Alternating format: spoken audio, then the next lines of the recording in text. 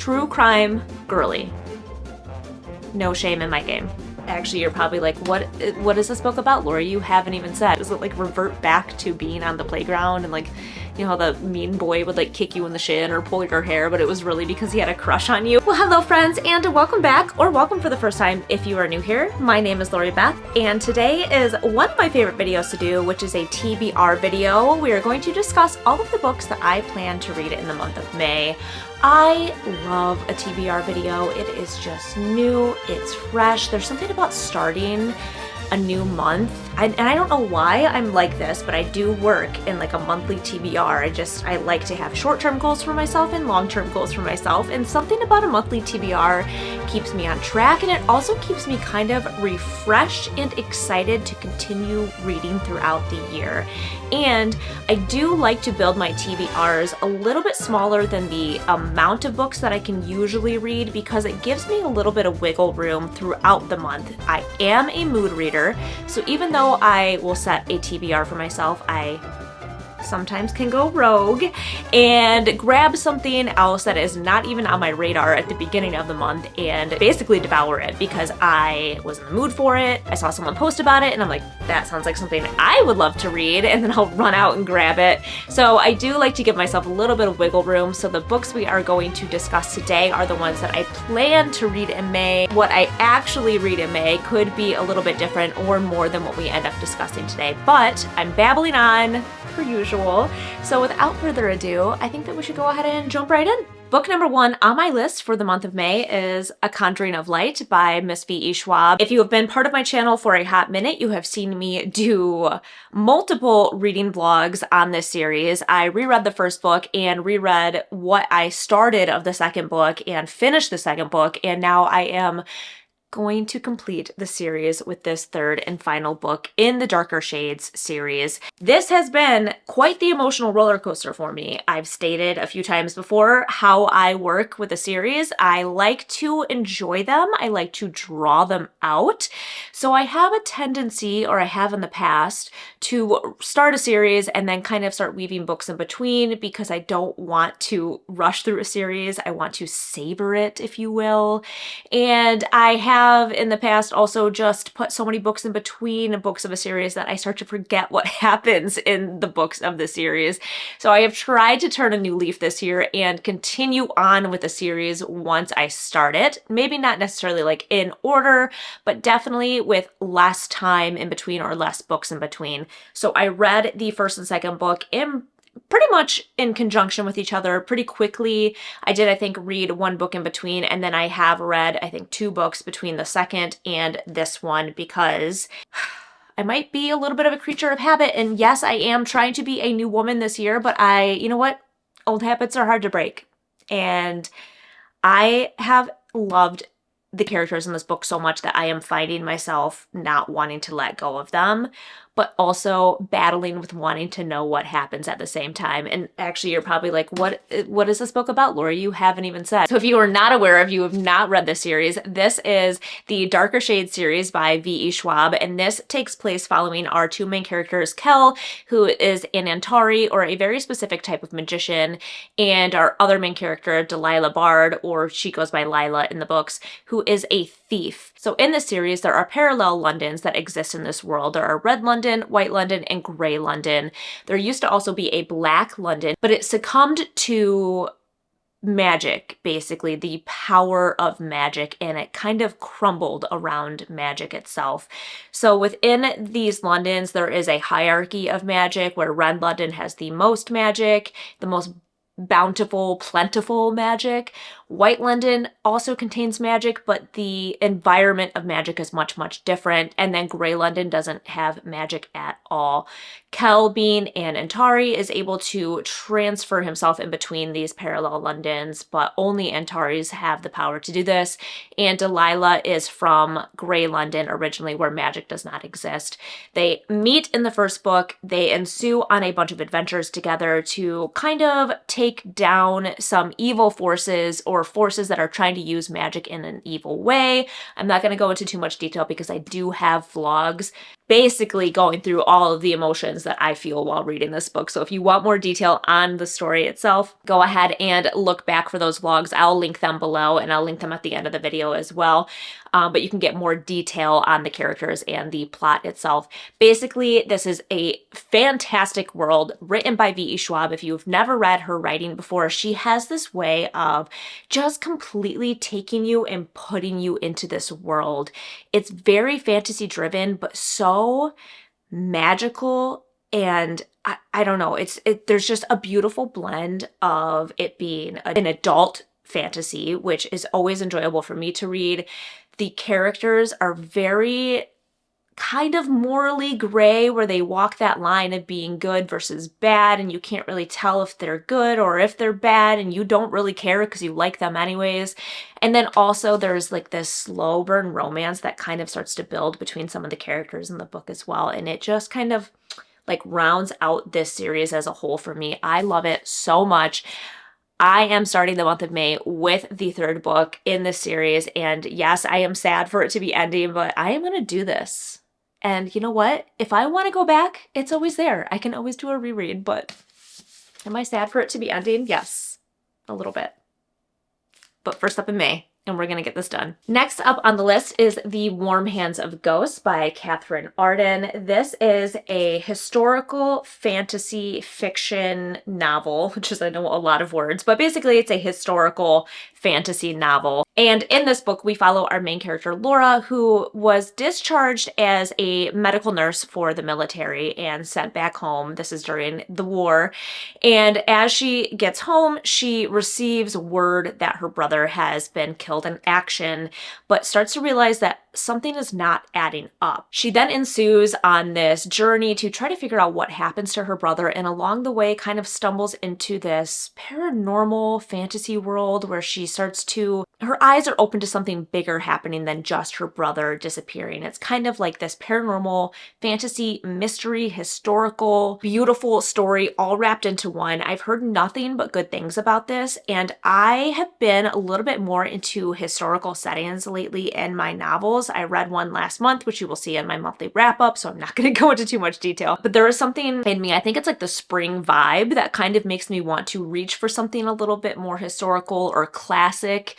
And I'm really excited about this one because it blends what I really truly enjoy, which is fantasy, with what I've been craving to read, which is something historical. So I'm so excited to read this one. I can't wait to see what happens in this. Next up on my list is Better by Far by Miss Hazel Hayes. This is the second novel released by Hazel Hayes. I read her first novel, Out of Love, I think it was like 2 or 3 years ago at this point, and this just came out in the month of April. I could not wait to get my hands on this. I have been waiting for 2 years for her to release another book, and I am so excited to finally be reading this one. This is a very intriguing story to me. This is a contemporary fiction novel about a couple who ends up deciding to end their relationship, but there is a caveat because they still have like a couple of months left on the lease wherever they are living. So they decide, instead of trying to like break the lease and lose out on money or figure something out too soon, that they are going to stay in this place and just ride out the rest of this lease, but they are no longer together.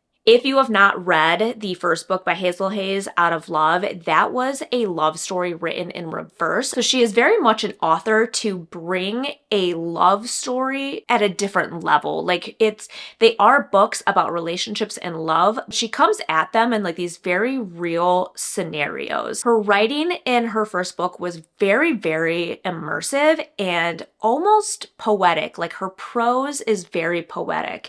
And it just kind of goes hand in hand with reading about relationships and about love in general. And I also love that her stories are not necessarily happy endings. They are not rom-com books. They are not there to leave you with this sense of like, everything is right in the world and we put a pretty little bow on it and everybody is happy and we live happily ever after.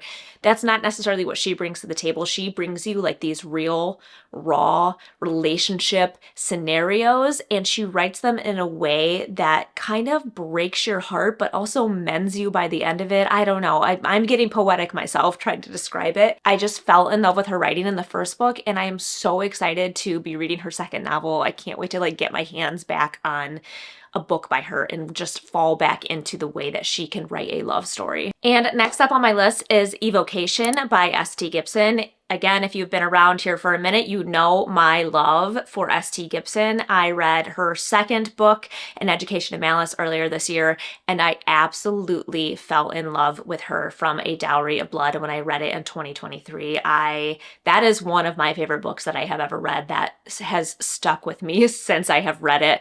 So we have been truly #blessed that she has graced us with 2 novels this year, and both of them being kind of gothic-y occult settings. So in this book, we follow our main character who spends his life being kind of like a psychic for people and making money in that way, but truly his family comes from a magical background. He doesn't understand is that there is a curse that was placed on his family like generations ago, and now it is time for him to pay for that curse, like give his soul up for this curse. Along the way, he is going to reach out to an ex of his who is currently in a new relationship with a woman, and they are going to ensue on some kind of adventure or journey together to try to dismantle this curse. And they basically are going to be doing all of this while trying to balance their feelings and emotions for each other in this kind of love triangle relationship that is going to develop throughout the book.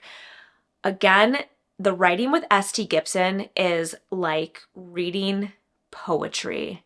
I know I'm using that word a lot, but I can't describe her writing in any other way. Reading A Dowry of Blood was very much kind of like in the writing narrative of a diary and reading letters to someone, so it felt very personal. An Education in Malice was not necessarily like a diary narrative, but it did still have that very poetic writing style to it where you felt truly connected to the characters and kind of like drawn in to just the words that they use. And I have a feeling this is going to be the same way. I'm also really excited to see her writing come from the point of view of a male main character, but she does something really, really amazing in her writing, and that is bringing polyamorous relationships to the forefront and kind of giving you an idea of how that would actually work in real life. And I say these are fantasy novels, right? We are talking people that can use magic and the occult and vampires, and she definitely does write these in a fantasy setting. So basically, she just has this really beautiful way of writing relationships alongside her fantasy stories. So I'm really excited to see this one. I can't wait to get my hands on it. I have it coming in a subscription box this month, so here's hoping it gets here on time so I can actually squeeze it into my May TBR. And next on my list for the month of May is Butter by Azako Yuzuki. This is a translated novel, which I have been very, very into lately. I've just been kind of drawn to them, and for good reason. So I've been dabbling in some Japanese and Korean translated novels, and they've all been quite short and very easy to digest and read as kind of like stepping into reading translated fiction. And this one is definitely going to be the largest translated novel that I have ever read. That I believe this is over 400 pages. But when I saw the description of this book, I thought, I cannot wait to get my hands on this. I am so intrigued by the plot of this book. So this story is going to weave together a few different things. It is a literary fiction novel. This has been described as perfect for people who are crime enthusiasts. Hi. True crime girly. No shame in my game. It is supposed to have complex female main characters and exploration of feminism within these characters, and also the intersection of food and culture. So basically just weaving together all of these kind of complexities of life into one novel, and I am so excited to see how it is done. I mean, we're talking like major topics here, right? True crime and feminism, and then food and culture, and how we kind of center ourselves around food and culture. From what I understand, this is going to follow our female characters who are somehow involved in a murder mystery, and they are going to try to solve it. I believe one of them either works in the food industry or has something to do with the food industry. So there's going to be kind of that relation of food and, again, culture and what food means to us, whether it's a comfort and the emotion that food can evoke out of us. Again, it's going to be the longest translated novel that I've ever read, and I ordered this from Waterstones because the Waterstones cover is just absolutely stunning. I'm going to put that here in the video instead of the US cover because I just liked it so much more. So I ordered it from Waterstones. It should be arriving hopefully soon within this month. Again, if nothing and shipping gets delayed, and this will be part of my May TBR as well. And last but not least on my list for May is Darker by 4 by June C.L. Tan. This is described as a young adult urban fantasy novel where shadow hunters meets Chinese mythology. And I was like, say less. Say less. Give me that book immediately, because I have been into so much mythology since the start of the year, and I can't tell you where that came from either. I've actually kind of struggled with mythology books, or even like mythology retellings in the past. But this year, again, I've turned a new leaf. I am a new woman. I don't know who I am in 2024, but I'm vibing with it. It's vibes. I really, really like it. So it sounds like in this book, we are going to be following multiple characters or multiple POVs, I would imagine, and they very quickly become intermingled with each other when one of the main characters loses her power to the other main character in some kind of accident, and it sort of flips their worlds upside down. They all have their own paths in life, but since this accident has happened, they've kind of been brought together in trying to figure out how to undo what has been done, and then also do this within a fantasy, like magical world. I was very drawn to this book because it is a urban fantasy setting and because it's a YA novel. So I recently have read a few YA fantasies and I've been kind of let down by them. And I'm hoping that this one is going to be a redemption for me in the YA fantasy genre. Because let me tell you what, that is what I read for a big chunk of time last year. I really like a YA fantasy. The stakes, although they are there, tend to be like a little bit lower, and I kind of like watching sometimes young adult people figure out situations in life, which is really what happens in our young adult novels, right? We're usually introduced to these characters that, even though they're in like a world of magic, are trying to navigate how to be grown-ups finally in their lives. With this being a multiple main character scenario, I kind of foresee some sort of love triangle happening here as well. And also, because of where they are coming from at the beginning of the book, it sounds like this could potentially be an enemies to lovers story, which I'm telling you what, I don't mean to be cliche, but I am an enemies to lovers girly. I just love a good enemies to lovers story. All right, I want to feel the passion. I want to feel the I don't know what that says about me. I want to see them truly dislike each other and then slowly start to figure out that they dislike each other because they actually really like each other. I feel like it's kind of childish, and I don't know if that's why I like it so much. Is it like revert back to being on the playground and like, you know, how the mean boy would like kick you in the shin or pull your hair, but it was really because he had a crush on you. I feel like in an adult situation, that's what enemies to lovers is. And you know what? No shame in my game again. I am here to admit that I like that trope. I might be kind of cliche, but I do like an enemies to lovers story.